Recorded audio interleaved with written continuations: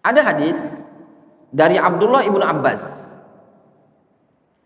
Beliau menceritakan, lamma raja'an Nabi sallallahu alaihi wasallam min hajjatihi, qala li ummi Sinan al-Ansariyah, ma mana'aki an min al-hajj?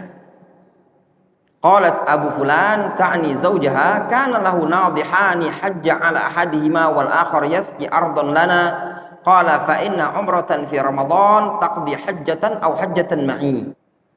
Jadi suatu hari Rasul pulang dari haji, berjumpa dengan Ummu Sinan al-Ansariyah, seorang perempuan. Kata Rasul, ma mana'aki minal hajj?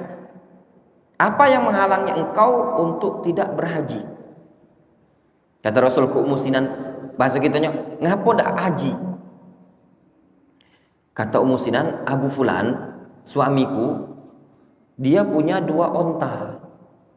Satu dipakai untuk berangkat haji, satunya dipakai untuk nyirami kebun kami. Maksudnya tuh, kami ini cuma punya 2 kendaraan. Satu onta dipakai lalu dikendarai suaminya, satu dipakai untuk nyirami kebun, ngangkut air. Kalau ada 3 kan masih lemah. Ada sikok untuk kebun, 2 dipakai untuk haji. Karena tidak kati kendaraan cuma 2, satu dipakai, satu tinggal. Kata Rasul, fa inna umratan fi Ramadan taqdi hajjatan aw hajjatan ma'i. Sesungguhnya umrah di bulan Ramadan setara dengan haji atau haji bersamaku. Kata Rasul, umrah di bulan Ramadan pahalanya setara dengan haji atau haji bersamaku. Disebutkan oleh Al-Imam Ibnu Arabi ketika menjelaskan hadis ini.